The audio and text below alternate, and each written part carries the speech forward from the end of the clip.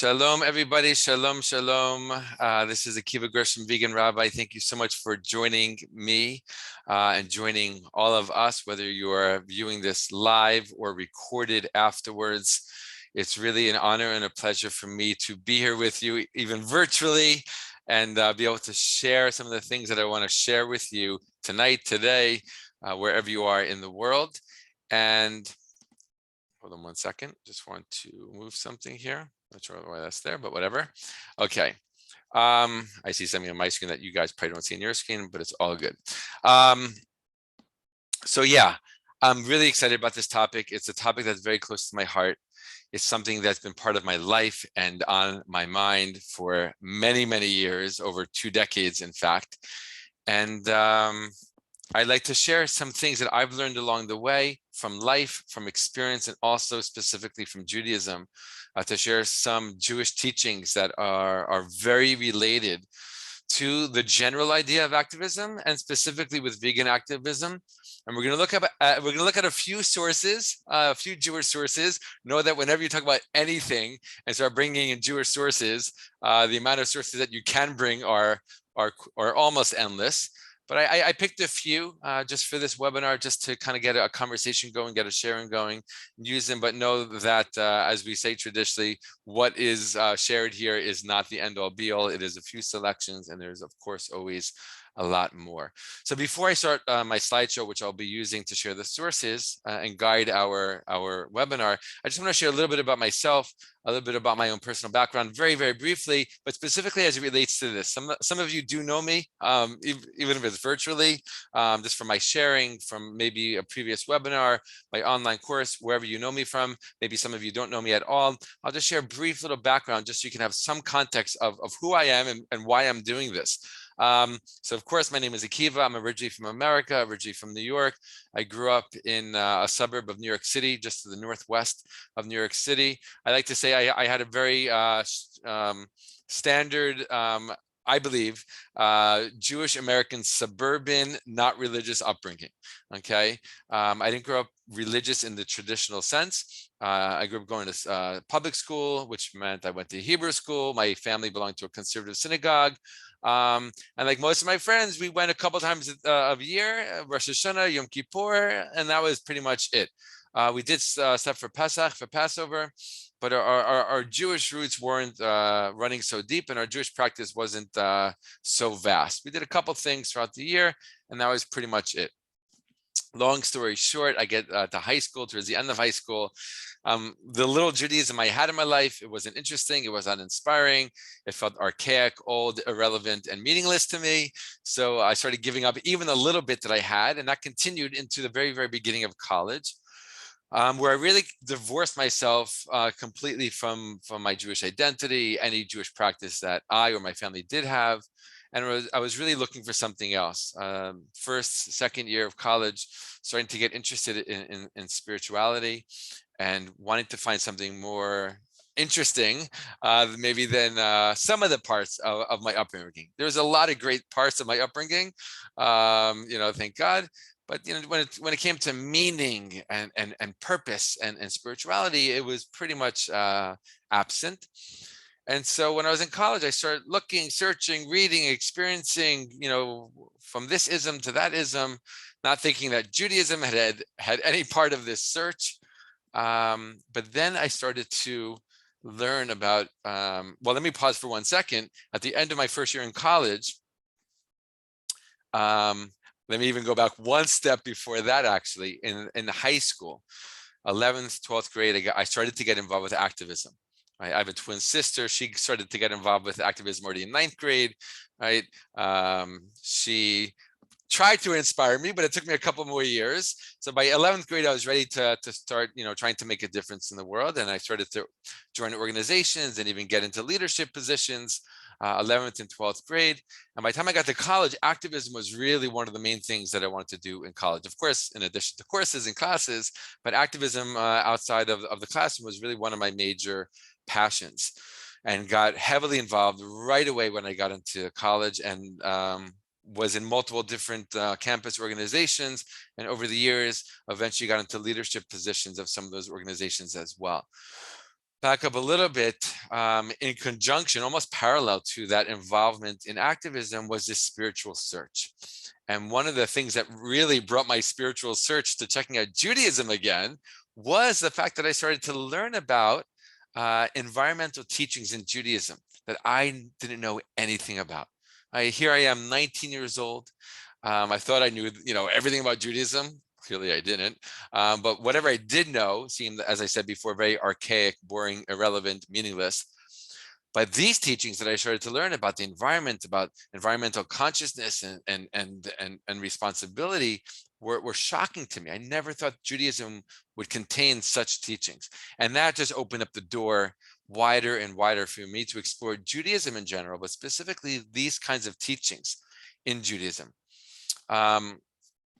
Again, backing up just a little bit, by the end of my first year, this kind of involvement with activism and spiritual search and thinking about the world and realizing new things about the world as I left my suburban bubble, I decided that I wanted to be an environmental studies major. I wanted to make a difference in the world. By the end of that first year, I decided to become a vegetarian. And then about a year later or so, I decided to become vegan at the age of 19 because I realized the reason I went vegetarian is the same reason I should be going vegan. And so that was 1995. Vegan, environmental studies major, and just starting to discover Judaism in a whole new kind of way. And as I discovered these teachings, environmental teachings, more and more, I started to realize that there's a place for me in my own tradition. There's a place for me in my Jewish tradition. There is something that's inspiring. There is something that's relevant. It's not all just old books and people dusting them off to study some things that have nothing to do with this world, but they're old teachings. They're old ancient wisdom teachings that have a lot to do and a lot to say and a lot to share with our modern day world, with how we live and how we can live better. And I'll just say this maybe as a rounding off, and I'll probably say this again during the webinar, that as I learned more and more about Judaism, one of the things I started to realize, and it was really powerful for me to realize this, is that as an activist, I was already doing so many Jewish things, or my activism was so Jewish. Nobody ever told me that. I wish somebody had told me that. I did. I mean, it sounds probably shocking to everybody here, but when I was 15, 16, 17, 18, and 19, and I was involved with activism, nobody told me that that's a Jewish value. I never heard of the word tikkun olam. Now, tikkun olam is like a power phrase today. Everyone knows that. Back then, nobody talked about it, right? So I didn't have any Jewish connection or context for the activism work that I was doing. Once I started learning more about Judaism, I'm like, wow, all of these years I've been so Jewish and I didn't know. It's kind of funny, but it's also really inspiring. And it really made me realize that there's something in my soul that is really inspiring me to do a lot of this work. And of course, there are people in every, culture and religion, ethnicity that do activism. But I will say this, and I don't mean this in any higher than thou kind of way, but it's just an interesting observation. I went to a college where it was a 30% Jewish population. And in the activist world, which I was heavily involved with, and more with each coming year, you go to a rally, a protest, a meeting, an organization, an organizing, anything, easily 70 to 80% of the people there were Jewish. And it was just very interesting to see that they, like me, didn't know very much about their Jewish roots, but they were doing something that made a lot of sense in the bigger Jewish context. So I want to share that as an introduction, okay, to what we're talking about, because I guess because of the many years I spent being very active as an activist in high school and in college and after, and then a lot of that work for me turned into the world of education. I decided very clearly and very consciously in college that I wanted to be an educator. I felt that was like a real world job that I can continue a lot of these values in. And I saw a lot of things and I experienced a lot of things, and I still see those same things happening today as I talk to more and more activists, many young activists who are out there fighting the good fight, trying to make a difference. I should say young and old, all the ages, right? I'm ever since I started this vegan rabbi work, just about a year ago, maybe a little bit more, I've always been teaching about Judaism and the environment all of these years, 20 years plus, Judaism and veganism, but specifically with sharing it on social media, that's an idea that just came to me a bit over a year ago. I've been meeting tons of people, and it's been so amazing and so inspiring. And I hear a lot of the same things from them that I experienced when I was younger and more of an active activist. And I felt, as I got more into the Jewish world, that Judaism has a lot to share about how we can be the best activists possible, right? And how we can be the most balanced, and not get taken away or overwhelmed by feelings like overwhelm or hopelessness or sadness or anger, frustration. And these are very common emotions for any activist, right? And I think today maybe especially a vegan activist, but again, I think it can be shared by any activist working in any kind of realm. All right, so let's begin. I'm going to share a few different kind of thoughts, teachings from the Jewish world that I think can be really taken into all of our work, whatever that work is, whether we're like literally out there on the streets with signs, right? Whether we're doing letter writing campaigns, whether we're on social media, whether we're, organizing virtually or in person, whatever it is that we do, right? If we care, right? If our hearts are open and we're trying to make a difference in this world, we're an activist. All right. And once we open up our hearts to these issues, to these problems, we are already open to all those negative things coming in that could not only slow us down, but could really hurt us personally, really hurt us on a personal, spiritual, emotional, psychological level. And that's what I really want to focus on in this webinar with the help of some Jewish teaching. So I'm going to be sharing my screen right now. Okay. All right. Hopefully everyone can see that. All right. So, okay. Whoops, sorry. I went all the way to the back. Here we go.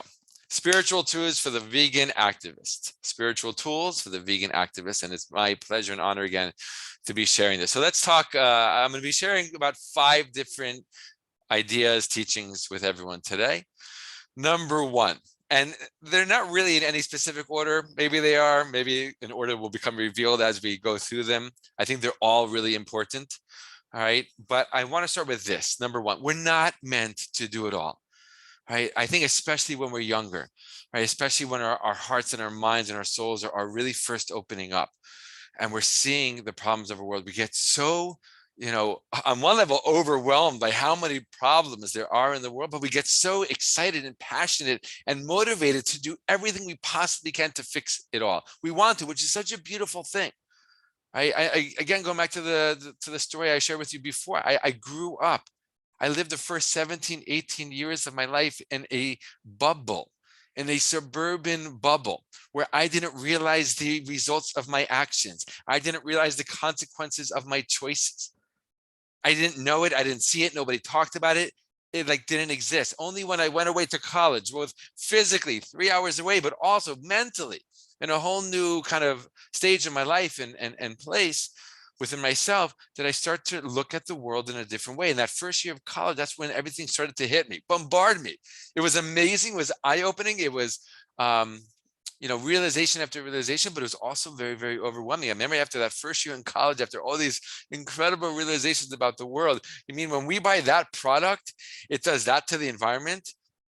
Or when I eat that thing, it does that to animals? I mean, the simplest of things I didn't realize, right? I was exhausted though. I was literally exhausted by the end of the year with all the things I was realizing and all the things I wanted to do, right? So I think it's very, very important, right, that we understand that we're not meant to do it all. And there's a classic Jewish teaching. I mean, it's so classic, it became like a Jewish summer camp song, basically. All right, but it comes from a very important text called Pirkei Avot, which is part of the set of Mishnayot of the Mishnah, which is the first part of the Talmud, first written down in the year 200 CE. It is a collection of wisdom statements from Jewish sages going back 1800 to 2000 plus years ago.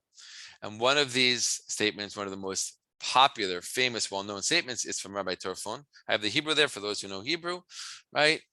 But I have the English translation. It says, Rabbi Tarfon said, the day is short and the work is plentiful, and the laborers are indolent, and the reward is great, and the master of the house is insistent. Now, there's two parts of this teaching. The second one is the more famous one that got turned into a song. Let's just look at the first part for a little bit. Rabbi Tarfon, right, says, the day is short. Hayom katzar, v'hamalacha meruba. Such a beautiful statement. I mean, that's just like it should be on like a t-shirt for like activists to wear. I feel like it's like our motto, right? Hayom katzar v'hamalacha meruba. How many times have you gone to the end of a day like, no, the day can't be over. I have so much more to do or the end of the week. I mean, I can't tell you how many times I'm like getting ready for Shabbat and it's like 5 minutes before Shabbat. I'm like, oh my God, I had so many more things I want to do this week, right? That's classic. It's typical. It's normal, all right? That's a very common feeling. The Hayom Katzar v'hamalacha meruba. The day is short and the work is plentiful. There's a ton of work for us to do in this world. And the day is short. You know, we have to eat, we have to sleep, we have to do other things, we have to go food shopping, we have to go to work or school or whatever it is. And we want to dedicate like so many hours to our passion project, you know, which in this case for many of us is activism in general, vegan activism in specific. And yeah, you know, we wish we didn't have to sleep so much and we wish the day was longer, have more hours, but it's not. The day is short. It's okay. It's okay. Don't get angry at yourself. Don't, you know, make yourself feel overwhelmed. Be okay. Every day you're going to do another little piece. By the end of the day, you should have a good feeling in your heart, right? Yeah, there's always that awesome feeling of like motivating to do more. You can't wait for the next day. You know, there's times I'm at the end of Shabbat, I'm like, oh, that was such a great Shabbat. I felt so blessed for that Shabbat, and we're going to talk about Shabbat more in specific soon. But I'm also ready to jump into the week now to get back into that work mode, right? Because we're so excited about it. Like we feel it. We're doing it because we're passionate. But at the same time, we can't constantly be saying, "Oh, I keep not getting my work done. I keep, you know, not finishing my list of things to do." It's okay. You know, Hayom Katzar, the day is short. You have tomorrow, God willing, and you continue your work. Give yourself a kol hakavod. You know, give yourself a thumbs up. Kol hakavod means like, good job. End the day with a good feeling, right? Even though you still have things left on your list of things to do. I'm trying to remember. I just told my wife something last week, and she, in a sentence, she helped me so much. I think I said something like this. I'm like, I wish I had more time. That's what I said to her. I wish I had more time. And she's like, you know, my wife's a life coach, so this is like a perfect moment for her. She loves this kind of stuff, and she does amazing, and she helps me all the time. And she said, well, did you make a list of things to do today? I'm like, yeah. And she's like, well, did you do the list of things? I'm like, you know what? I actually did. I did all of them. She's like, so kol hakavod, you know, great job. You did it awesome, right? It's not that like you need more time or you don't have enough time or that you're doing what you need to do piece by piece. This is a huge project. Life is a huge project, right? We're not going to get it all done in one day. We're not going to fix the world in one day. Each day, another little piece. Give yourself that good feeling for doing what you have done today, this week, right? If you're looking back at the end of the week. And that's a very important emotional thing. We can switch that in a moment. If we have that feeling, you know, the overwhelm or stress or anxiety, or I don't feel good about myself. Like, I can't believe I didn't finish that thing. I meant to send out 10 emails. I only sent out 4. Okay, but you sent out 4 emails. You know, we need to also encourage ourselves and be nice to ourselves and loving with ourselves to give us that motivation to keep going. We don't want to do this work from a place of anger with ourselves or anxiety or anxiousness or stress. We want to do this kind of work with as much love and compassion for ourselves, including as possible. Let's go to the second part of this teaching, which is the more well-known one. And Rabbi Tarfon goes on and he says, it is not your duty. Lo alecha hamlacha ligmor, v'lo ata ben chovin libatel mimena. It is not your duty to finish the work. You don't have to finish all the work. It's not up to you alone, right? There's tons of people in this world who are also working on this. They also have the same passion that you do, and they're working on this too. You don't have to finish the work. You don't have to do everything, right? Which again, just on an emotional, psycho-spiritual level is very, very comforting, very positive. You know, it's not just all up to me. I don't have the whole weight of the shoulder. I don't have the whole weight of the world on my shoulders, right? We're sharing that weight. We're distributing that weight amongst all of us. I'm taking a piece of it on my shoulders, right? But I don't have to put everything on my shoulders. And if I do, I'm going to actually wind up not accomplishing what I'm setting out to accomplish. Right. So this idea of it is not your duty to finish the work, but of course, in classic Jewish fashion, neither are you at liberty to neglect it. Right? There's a hey missing in that verse over there, I see. All right. Um, so on one side, it's not all up to us, right? We're not meant to finish all of it, but it doesn't mean that we don't do our part. Know that we are doing our part. Let me just hold on 1 second. Hold on 1 second. Can someone just give me a thumbs up and make sure that you can still hear me? Because something seemed to change in my headphones here. Good. Thank you. That was great, Mike. Thanks so much. That was perfect. All right. I just want to make sure because it sounded different. All right. So we see Rabbi Turfon is giving us this amazing piece of wisdom, right? One level, it's not all up to us. There's other people doing it. We're doing this together. We're a community. We're a team, right? But that doesn't mean that, oh, other people are doing it. Don't worry. I can just chill out and do my thing and worry about myself. No, we have a responsibility. Being a human being, we have a responsibility. Being a Jew, we have a responsibility. If you're not of the Jewish faith, I'm sure your faith or your belief, your own personal belief, will also say that. You have a responsibility in this world to make this world, to do your part in making this world a better place. Right. So there's just that balance. Again, in that one line, I feel is such important advice for all of us to know. Right. And we take this whole teaching together, the day by day, the piece by piece, where it's like building a wall brick by brick. We're not going to finish it all in one day. We're not the only one building the wall. Right. It's not up to us even to build the whole wall. Right. But we have to put our bricks in the wall. We have to know that we have to go at, in our own way, in our own unique way, right? To take those bricks, put it into that wall that's being built to make this, project, this goal be realized. Let's move on. All right. This is from a Hasidic Rebbe from a few centuries ago. All right. Rabbi Simcha Bunim. And this is a classic Jewish teaching. All right. Let's read this one together. He says this: every person should have two pockets. In one pocket should be a piece of paper saying, I am only dust and ashes. When one is feeling too proud, reach into this pocket and take out this paper and read it. I am only dust and ashes. Let's finish the whole thing and then we'll talk about it, what it means specifically. In the other pocket should be a piece of paper saying, for my sake was the world created. My sake, the whole world was created for my sake. When one is feeling disheartened and lowly, reach into this pocket and take this paper out and read it. It's this beautiful kind of piece of, Jewish wisdom, saying in my pockets, I should have these two notes. And one says, I'm only dust and ashes. I'm nothing. And the other one says, for my sake was the whole world created. It's the complete opposites. And what's the trick? It doesn't say this here, but what's the trick? This is the Hasidic addition to this teaching, is that the trick is to know which piece of paper to take out at which time. Right? When do we need to hear that I am only dust and ashes? And when do I need to hear, for my sake was the world created? Right? When we live life in general, and when we do this kind of work, we need humility. We need to do it from a place of humility, not as we say in Hebrew, ga'ava, right? Arrogance. Right? We need to, I feel like I can't stress this enough, this idea that the place that we're doing our work from, that personal, emotional, spiritual place that we are doing our activist work from, affects everything that we do, affects all of the activist work we do and the outcomes of our work, the impact, how much we're impacting, right? From what you have two people saying the same words, doing the same action, but that emotional, psycho-spiritual place that they're working from, that they're coming from, will really color their work, will really affect their work in such a deep way that it will actually affect the outcome of their work, right? So we need to have this humility when we're doing this kind of work, and that will come out a lot when we're talking to people, when we're up against something or someone that we disagree with. How am I going to say my words? How am I going to choose my words? What's my energy going to be with that person?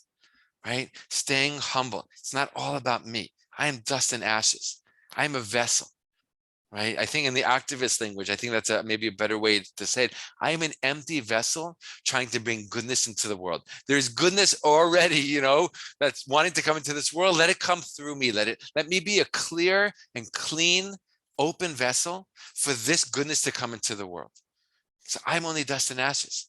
I'm just a vehicle. It's not me, right? I'm just volunteering myself, so to speak, right, to be another vessel for goodness to come into the world through. On the other side, when maybe we're feeling disheartened and lowly, right, which happens to activists, we should take out that other piece of paper and say, for my sake was the world created. For my sake, the whole world, the entire creation was created for me. What's that going to do for me? It's going to empower me. It's going to motivate me. It's going to show me, whoa, this all was created for me. That means that I mean something, right? That means I'm here for a reason. That means I have something to do in this world. That means if I don't do it, it's not going to get done. That means I got to get to work, because what I do matters. Right? You see the difference? It's almost the same thing, but from a different angle completely. In the end, action is the result, right? As a result of both of these pieces of the paper.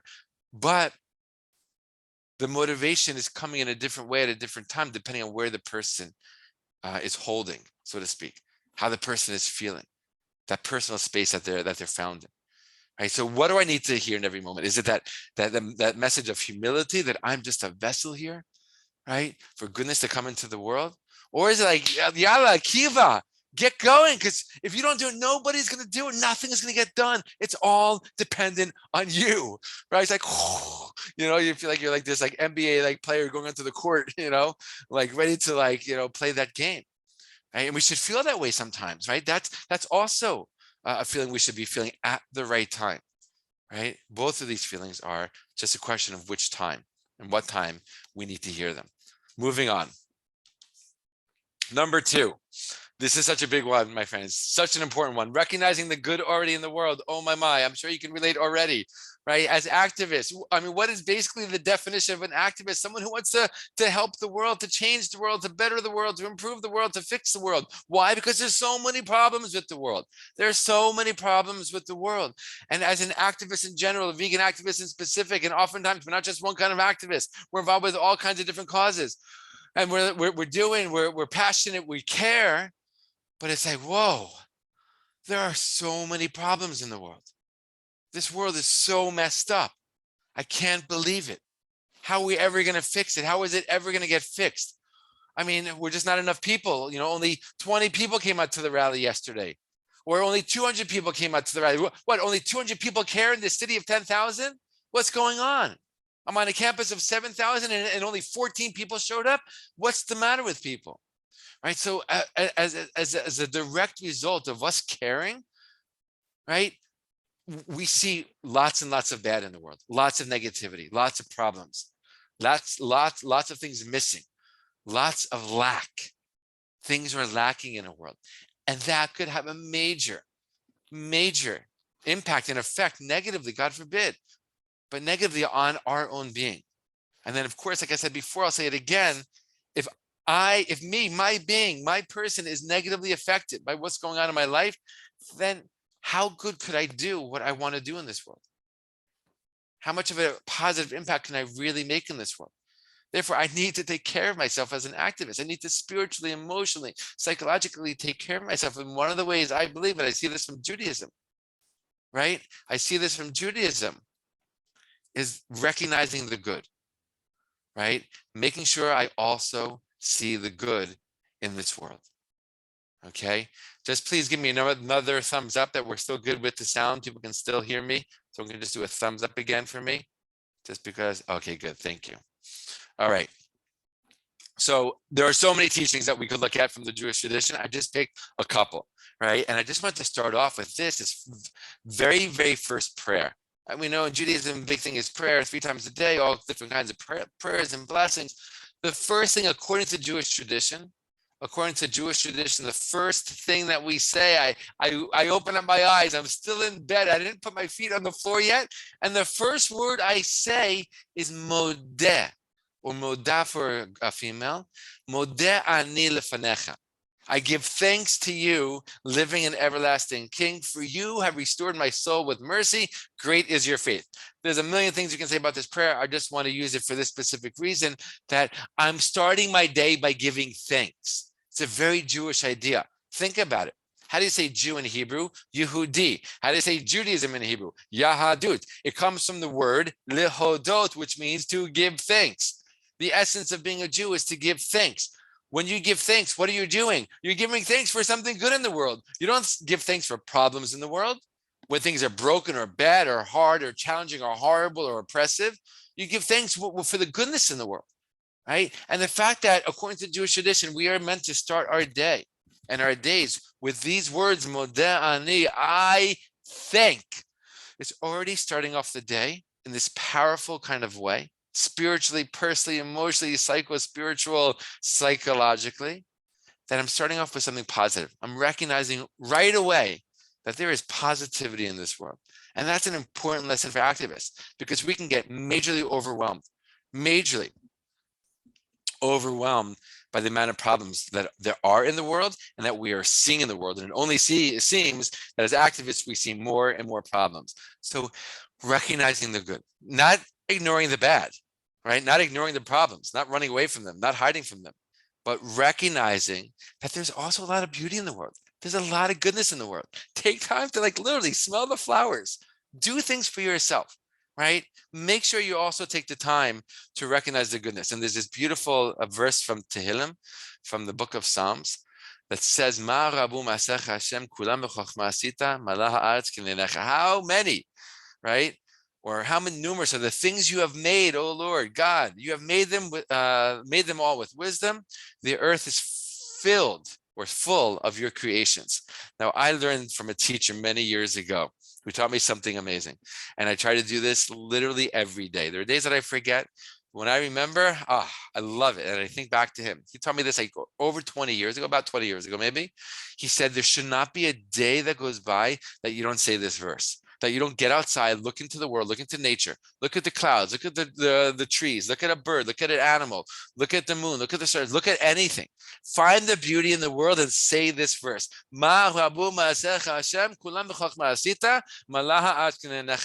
Notice the good. Be aware of what's already good. We as activists are trying to make bad things good, right? Bring more goodness into the world. Well, don't forget that there is already a lot of goodness in the world.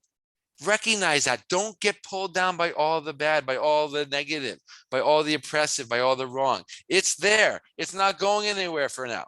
Right? Yes, we're trying to transform it, but also take the time every single day to recognize the good, right? Literally have a gratitude session. I'm not even kidding, right? Take 5 minutes of your day, 10 minutes if you could, and sit quietly somewhere, maybe close your eyes, maybe write it down or just think it in your mind and just go. Brainstorm all the things you're grateful for, all the great things in your life in general, in the world in general, your friends, your family, your job, your sweater, your coat, whatever, your food, whatever it is, right? Focus 5-10 minutes every single day on having gratitude for all that is good in your world and in the world, right? And that will literally, neurologically, I like to read about brain science on the side. I have a whole book called Hardwiring Happiness. And it's all about basically the more we focus on thinking positive, happy thoughts, the happier we will be. And as activists, the happier we are as activists, the more of an impact we can make. See where this is all going, right? This is for our own sake, to be happier, more positive human beings, but also to be more productive human beings in order to make the biggest impact in this world that we possibly can make. All right. Moving on, my friends, very, very connected. This idea of personal spiritual nourishment. We have to. It is a chovah. It is an obligation. I feel very, very, very blessed in my life. At this point in my life, year and a half, I started to listen to all kinds of thought leaders. I never did this before in my life, right? All kinds of thought leaders, all kinds of amazing teachers, wisdom teachers, podcasts and YouTube videos, and people who just have this incredible life experience and have learned so much, and they're sharing it with us, the people of the world. we need to do things that will nourish ourselves spiritually and personally to strengthen ourselves. Put all those problems that we as activists focus on to the side for X number of minutes a day, X number of days a week, and focus just on ourselves. Whether that's eating right, whether that's exercising, whether that's meditating, whether that's breathing, whether that's swimming, whether that's prayer, whatever it might be, music, art, whatever it is, whatever it does for you, whatever does it for you. Make sure you're carving out the time, okay? For this one, I'm not bringing up Jewish sources. It's something I just want to talk about. Make sure, right, that you are making the time, creating the time, not only taking the time, making the time for this, right? One of the things I've seen across the board from all these thought leaders that I've been listening to over the past year and a half is that you have to have a morning routine. You have to have a morning routine that you don't, sacrifice, you don't give up on, you know? And that's a little bit of exercise, they say, right? A little bit of some kind of breathing meditation, right? Add on some other things if you want, right? A healthy breakfast, healthy food, nourishing food, spiritually nourishing food. But this is all for you, for the physical, for the emotional, for the spiritual, for the intellectual, right? I think, hold on, yeah, I want to say that at this point as well. Reading, read up, educate yourself even more. You're probably so educated already. Educate yourself even more. Right? Read books that are going to lift you up, that are going to inspire you. Listen to podcasts that are going to inspire you, but do stuff for yourself so that you are the strongest, spiritual being that you can possibly be, physical and spiritual. So that again, you can have the most amazing, meaningful life possible so that you can make the most amazing, meaningful impact in this world. I feel like these are all important in my eyes. Number 3 is like, without number 3, we don't have anything. If I'm not taking care of myself physically, emotionally, spiritually, it's like what I'm doing is, I don't want to say it's without a point, God forbid, right? But it's not nearly as strong as it could be if I am doing all those things. And I have to say, I was never a person who had like this, morning routine. My life changed about 18 months ago with Corona, and I shift my lifestyle, and I feel very, very blessed as a result. And it created the time and the space for me to do such a thing. And it's been one of the greatest things that has happened, right, in my life. And I see the difference, right? Thank God I've always eaten healthy and really been into the physical food. But exercise was always like every now and then. Now it's every single day. Exercise, some kind of spiritual practice. I pray 3 times a day, but other spiritual practices added on top of that to make myself into like the best Akiva possible, right? We're here to be the best people possible so that we can make this world the best world possible, right? But we need to take care of ourselves. If we're not taking care of ourselves, like it's, you understand. Let's go on. Taking a break. All right. I'm talking so little about activism here, but it's all about activism. Right? But we need every now and then to take a break from it all. Stop focusing on the bad. Stop focusing on the broken. Stop focusing on the problems and the challenges and the oppressions. Take a break from it all. All right. And give ourselves space. And it's very connected to something I said before, right? With number 2, but to focus on the good. Right. But maybe you're already imagining what in Judaism, right, allows us to take that break. Of course, right? Shabbat. Shabbat is this built-in take a break every single week.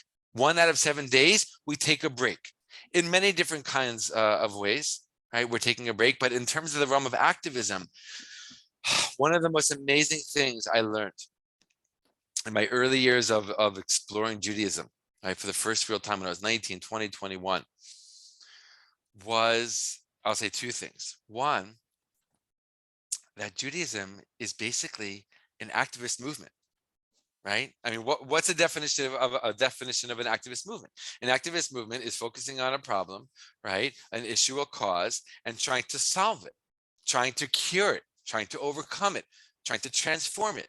And what's the best day ever for a certain activist movement or organization? The day that they can close up shop, pack up their office. Why? Because problem solved. Right? Well, Judaism has the same outlook. Judaism has this outlook that there is a problem in this world. What's the problem? It's broken in many, many different kinds of ways. And that gets expressed in all kinds of ways, all kinds of discrimination, racism, injustice, and the like, and the list goes on and on and on. And our job here is to fix it. And the point and purpose of Judaism is to fix the brokenness. Well, once the brokenness gets fixed, what happens to Judaism, right? And I know that this might sound as a really, I don't know, bizarre thought to some of you, but it's actually written in the Talmud that in the future, the mitzvot, the commandments, the actions of Judaism will become null and void. That's really powerful, because when we think about Judaism, we think about action.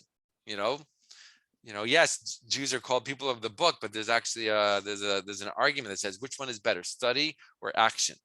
One opinion says action is better. That's the whole purpose of it all, right? To act in the world to make it a better place, right? And then the other argument says no, study is more important. Why? Because it leads to action, right? So it's all Judaism is all about the actions, all about the commandments, the 613, and then the millions of different details of Jewish law. How can we say that in the future the mitzvot are going to be nullified? It's actually written in the Talmud. I don't have it here on the screen, but if anyone wants this source later, get in touch with me. I can get it for you. In my eyes, how do we understand that? Because Judaism in the future will have served this purpose, will have fulfilled this purpose. It will have created a world that's fixed, right? And reached the goal of us being here. Therefore, the tools of Judaism, the technique, the medium is no longer necessary because we already got to the big picture, right? So that's one thing I wanted to share. And the other thing I wanted to share is that when I was first, again, getting into Judaism, one of the things that just absolutely blew my mind and impressed me to no end was this idea of Shabbat. Right? That once a week, once every 7 days, we take a stop, we take a pause, we stop doing all the normal things that we do. And from an activist perspective, for me, I understood it, in those early years of exploring Judaism, and I only understand it more and more and more as the years go by, that this is a day for us to focus on the good in an intense kind of way, a full 24, 25-hour period of not worrying about all those problems out there, all those things that I'm working on, the causes, the issues, the conflicts, right? But I am here, present in the now, to fully enjoy the moment and to celebrate this world and all of its incredible beauty that exists in it. And I love this quote from the late Rabbi Jonathan Sachs, who just died over a year ago. And one of his writings, he writes, the Sabbath is the lived enactment of the Messianic age, a world of peace in which striving and conflict are temporarily at an end, and all creation sings a song of being to its creator. Right? Shabbat is, when I grew up, I thought Shabbat was like this long list of do's and don'ts. Can't do that. Don't touch that. What are you doing? Right? Shabbat has all those do's and don'ts in order to create a space where we have a different kind of space, right, for an entire day, that we can feel something different and experience something different. And I'll say this, right? Let me just maybe share this one other quote from Rabbi Abraham Joshua Heschel, and then I'm going to share a few more thoughts about Shabbat. He says the Sabbath is one of life's highest rewards, a source of strength and inspiration to endure tribulation, to live nobly. The work on the weekdays and the rest on the seventh day are correlated. The Sabbath is the inspirer, the other day is the inspired. It's not like let's work 6 days a week and we get a day of rest. No, it's the opposite. Let's have 1 day a week of Shabbat so that I have the inspiration and the motivation and the know-how to properly act in the 6 days of the week that come after. So not so much that Shabbat is the pinnacle of the week, right? That's more, it's like the launching pad of the week to come. And there's so many things to say about Shabbat. I just want to share a couple, right? In this activist context. One of the things we say in Shabbat prayers is we say that Shabbat is zecher l'maaseh bereshit. That Shabbat is a remembrance of the act of creation. That when the entire world was created. So, like, what's the connection between Shabbat and creation? Well, on one simple level, right? It's a day of rest after the whole world was created. Great, but it goes deeper than that, because we know when the world was first being created, like the first moment. It says in the Jewish mysticism and in the Kabbalah that in the first moment of creation, there was just this one little piece of matter, so tiny that it was like as if nothing. It says this in the Ramban, Nachmanides, right? And everything came from there. Sounds like the Jewish version of the Big Bang, right? So everything was contained in there, and then the reality expanded from that, right? So if everything was contained in this one little piece of matter, everything that ever would be contained in that as well. And I like to think of it as the vision of the world, and the mission of the world was contained in that first tiny, tiny piece of matter from the very, very beginning. Meaning, at the very, very beginning, right, was already kind of encoded in reality where we needed to go, what we needed to do, right? Um, and what we need to strive for. What was our mission? What was the vision here? So on Shabbat, once every single 7 days, we're taking a pause, we're taking a step back into the space where we can say that Shabbat is Zecher L'Maaseh Bereshit. In other words, that Shabbat is a reminder of what we're doing here, a reminder of that vision, of that mission that was already in reality in the very, very first moment of anything being created. Right. So on Shabbat, it's like 6 days a week, we're going. We're hoping we're doing good, but we made a wrong turn here. We got skewed a little there. And then Shabbat comes in, it's a recalibration. It's a recalibration of ourselves in terms of that mission. Oh, I got a little off here. Let's recalibrate. Don't forget, right? That's where we're going. That's our mission. That's our goal. That's our vision, right? Every 7 days, once every 7 days for an entire day, we get remind ourselves, be reminded of what this world is all about and what we're trying to do and what we're here for and what we're trying to do in this world and what our role in this world is, what our place is, right? That's a deep level of Shabbat every single week. So for an activist, that's priceless. Once every week, I'm taking a pause. Yeah, I might not be doing my typical activist work, but I am spiritually aligning myself with what this is all about in the first place and why I'm doing activist work in the first place. That's one idea. Another thing we see in the Shabbat prayers, specifically in Kiddush, that we say Friday night, right? We say that Shabbat is Zecher L'Yetziat Mitzrayim. That Shabbat is a memory or a remembrance of the Exodus from Egypt. Now that's a little hard, like Shabbos and Exodus. What's the connection? Well, on Shabbat, because we have this space, because we have this time, we can better remember, better think about, better contemplate that we once were slaves in Egypt. Our whole nation was once enslaved and oppressed horribly. And we got out of that. We became a nation. We came to our land. We became a religion. We became this people. In order what? That we never forget that we were slaves in Egypt. It says dozens of times in the Torah, don't forget you were a slave in Egypt. Don't forget you were a slave in Egypt. Why? So that you don't forget to look around the world and see, well, who's enslaved now? Who's being oppressed now? Who's being cheated? Who's being mistreated? Cheated, mistreated, right? And when we say that Shabbat is a remembrance of the Exodus from Egypt, it's saying that this is the day too to remember that we were once oppressed, that we were once enslaved. Make sure you dedicate part of your life, if not your entire life, to helping people who are oppressed, right? Get beyond that state of being oppressed. So those are two powerful things with Shabbat. It's a remembrance of all of creation. It's a remembrance of the Exodus from Egypt. Okay. Of course, Shabbat will have that aspect of family and friends and good food and celebration, which is also so important, that we feel a sense of community and connection in our world, right? And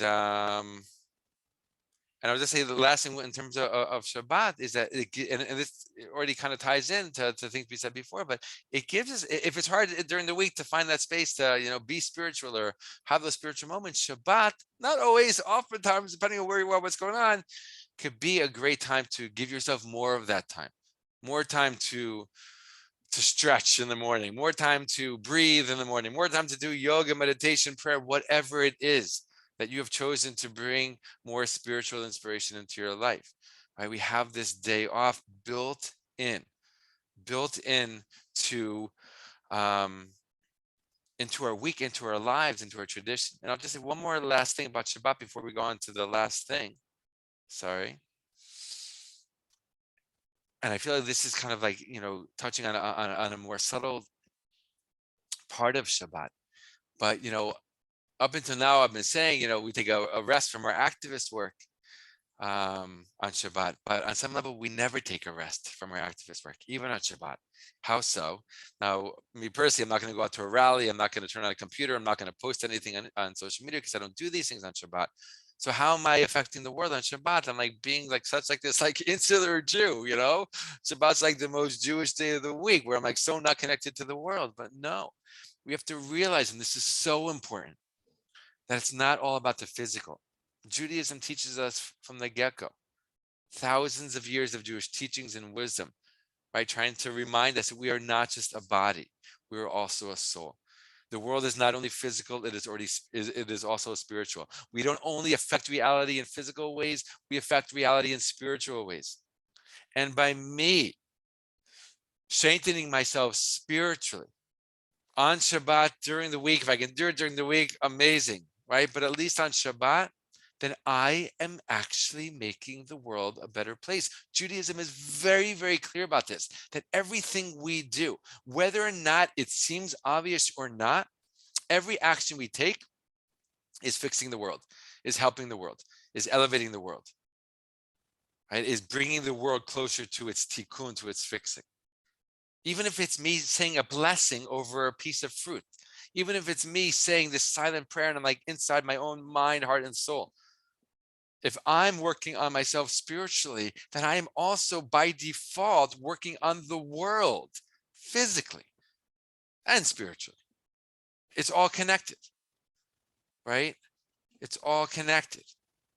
So Shabbat is this powerful, powerful day. And of course, I can do that spiritual work during the week, but at least I have this one day of the week that's carved out for me, that it's a bit easier to get that spiritual work in, but also to remember and to realize and not forget that there's a spiritual component to this work. There's a spiritual component to, like, helping the animals, getting them free, get this horrible, these horrible industries that are oppressing them, that are enslaving them, that are torturing them, that are turning their lives into like never ending pain and suffering. There's of course a physical aspect to the work that we're doing, but there's also a spiritual aspect, right? And that's inside each and every single one of us. And Shabbat is just, a day made for that. So I want to end just with the last kind of tool that I want to share, rooted in the Jewish tradition, that I believe that can help all of us become the best activists and that we can in general, and vegan activists in specific. And that is knowing what we're here to do, knowing that we're here for a reason. I am here to do something, right? In Judaism, in Kabbalah, in Jewish mysticism, it says that every single person is born for a reason, right? If you're born, that means you have something to do in this world, something very unique to do, something that's connected to the generation, right? To the world, but also connected to your own spiritual self, right? And you're being alive right now, by definition, means you're here to do something, right? So yes, we're going to get overwhelmed sometimes. Yes, we're going to like scream and shout and work and do and act and all these things. And it feels like nothing's happening. Nobody's listening. Nothing's changing. It's just getting worse. What do I do? Right? That feeling of overwhelm. That feeling of overwhelm. Right? So what gives us the motivation to keep going? Right? How do we keep going if it seems like we're going backwards sometimes? Right? And of course, there are times when we feel, many times that we feel we're going forwards, but what do we do with those other moments? This beautiful short quote from the book of Amos in the Tanakh, in the Jewish Bible, right? He says, Adonai Elohim diber, mi lo yenaveh. My Lord God has spoken. Who can but prophesize? Right? Well, what does he mean, and how does this relate to us? I mean, as a Navi, as a prophet, he's saying, like, let's just give a little context, because I think it's a very, very important parallel. In the days of the Nevi'im, of the prophets of Israel, goes back thousands of years. It was not easy being a prophet. Look through the Hebrew Bible, the Tanakh. It's filled with stories of the prophets not being listened to. They're trying to get the people to change, become better, physically, spiritually, all these things, avert destruction that's being warned about.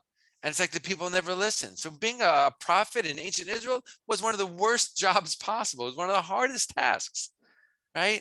And we know all kinds of prophets, even Eliyahu, Elijah the prophet, complains to God about having to deal with these people who just don't listen. And Amos says something so powerful. So then, like, why do you keep prophesizing? It's like asking a leader, like, why are you a leader? It's so hard to be a leader. The people, They don't want to listen, right? They fight against you. They make your life so challenging, right? All these different reasons why it's so hard to be a leader, right? Or also all the reasons why it's so hard to be an activist, right? Because it feels sometimes that like maybe we're not making a difference. Maybe it's going too slow. Maybe it's not fast enough. What's going on? Are we going to succeed? I don't know. How can I be hopeful when it just everything feels like it's breaking apart and falling apart? And we look at Amos. He says, I'm a prophet. That's who I am. My God has spoken, and my job is to prophesize. Right. And I feel like in a modern day context, we can say that about ourselves. We're not modern day prophets, but we are trying to be leaders in this society and in these societies to make a difference. And we might feel like the people aren't listening. So why should I continue with my work? Because that's who I am. And that's why I'm here. That's why I was brought into the world. By definition, that's who Akiva is and all of you. So I can't stop because if I stopped, I would stop being myself, right? That's who I feel I am. Keep going, right? Actually, I'm going to skip this one just for time's sake, okay? We're going to go back to this teaching that we looked at before, but with a twist in it, right? This is from Rabbi Nachman of Breslov, right? And he says, he quotes that teaching. He says, each person needs to say, the entire world was created for me, like we learned before. It comes from the Talmud. And then he goes on, he says, one finds, since the world is created for my sake, I need to see and look in every moment into repairing the world. He uses the word tikkun olam there, and to replenish what the world lacks and to pray on their behalf. You see a physical component. First of all, what am I here for? I'm here for tikkun olam. Why am I in the world? That's the only reason, right? Now, within that, there's all different pieces and parts. I'm also here to fix myself, to perfect and elevate myself, but that's all part of the bigger picture of tikkun olam. Right, so Rabbi Nachman, one of the most important Hasidic rabbis, is saying that we need to look, if the world is created for me, and he's saying it is for each one of us simultaneously, then we need to look at the world, then we need to look at every moment of the world, and look at what we can do to fix the world, to replenish what the world lacks, physical component, and to pray on their behalf, spiritual component. We are here to fix the world spiritually and physically. And I'm not going to stop, no matter what happens, because that's why I'm here. That's the purpose of my life, right? That's what I was brought into this world to do. It is my identity. It is my personality. It is my being, right? And yes, it's going to get hard. Anytime we try to do anything amazing or good or different, anytime we try to rock the boat, anytime we try to do something that's going to change something, of course it's going to be hard. Don't give up from the get-go, from the beginning. Already commit. Quitting is not an option. I'm not quitting no matter what. Yes, I might have hard days. That's fine. That's all part of it. Yes, I feel like I'm going to completely fail. I organized this, webinar or this movement or this protest or this rally or this something, and barely anybody came. You might be like, oh, forget it. I'm not doing this anymore. No, that's just one part of the process. Yalla, move on, as we say here. Yalla, move on. Fail, learn from that. Look at it. Why did you fail? What happened? What were the circumstances? Da-da-da. What can you learn from it? How can you pivot? Whatever. Right? We're like startups here. We're like entrepreneurs, like each and every single one of us, right? Social entrepreneurs trying to make this world a better place. We cannot give up, right? You talk to anybody who has created a successful startup, they're going to say the same thing. I failed 1,317 times, right? But I didn't give up. I told myself I was never going to give up. We can't give up. That's what Judaism is all about. Not giving up. Guys, let's look at the history of the Jewish people, right? It's like one big, we're not giving up. If we said once that we're giving up, we wouldn't be here today. Right? And the same thing comes with our activist work. So the last quote that I want to share is from the Lubavitcher Rebbe, Menachem Mendel Schneerson, who died in 1994. And this actually comes from the story. Somebody came to the Rebbe. He met with people all the time. I mean, tens and tens of thousands of people over his lifetime. And one person he said came to him in a meeting and said, I'm so overwhelmed by the brokenness of our world. I'm saddened. I'm overwhelmed. I'm broken.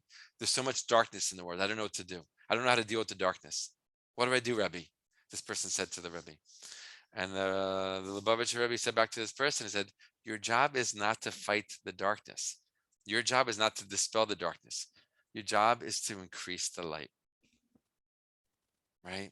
We know there's a lot of darkness in the world. We know there's a lot of light in this world. Hopefully, at least from this webinar, we know that. We have to see the beauty, the light that's already in this world. But our job is to increase the light. Not so much to fight the darkness head on, right? But to increase the light. Keep focusing on the positive. right? Now, of course, that's going to mean like, standing up to and confronting some like, people, organizations, industries, companies, that are doing really horrible things in this world. Of course, it doesn't mean that we don't confront that, that we don't try to stop them, but just this spiritual kind of mindset. I'm not trying to get rid of the darkness. I'm trying to increase the light, which as a result, of course, right, makes the darkness go, dissipates the darkness, right? We need to focus on the positive.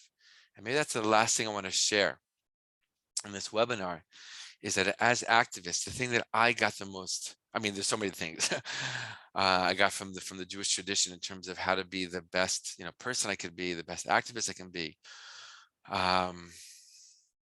But going back to something I said before, it's like how I'm doing my work. It's not just what I'm doing, it's how I'm doing it. Right. And of course we slip and we fall and we mess up and we get angry and we scream and we, because we care. We care. We want this world to be a better place already now. Why do we have to keep working at it? Why do we have to wait even longer? Like, didn't we do enough already? Right. But clearly not. Right. And the work is still there. We still need to do it. But again, it's not only what we do, it's how we do it. So to the extent that we can, right, however much we can, do our work, do our activist work with love and compassion. I don't hate that person. I don't hate that person. I hate what they're doing. I hate their action. I hate the consequence. I hate the pain and suffering that's causing to those animals. Right? If we can make that shift, if we can bring more love and compassion into our activist work, I truly believe we can make a bigger difference in this world. I'm just remembering back to college, that by the time I got to my senior year in college, after being part of many different movements and organizations and working with many different activists, I decided to create something new. And it was a different approach to activism. And it was one that was based more on a lot of the things that we just talked about here. Um, love and compassion and celebration and positivity. Going to those rallies, going to those marches, but with a whole different mindset, right? And a whole different approach. And I remember, I'll just share this, and maybe with this I'll end.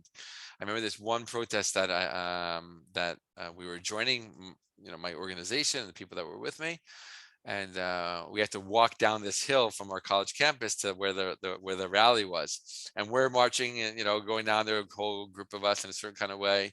And then there was this other organization, I don't want to say names, but they had a whole different approach. They had like these signs and megaphones, and I'm not against signs and I'm not against megaphones, right? But they were just screaming already on the walk down. They weren't even there yet. They were screaming. They were so angry, and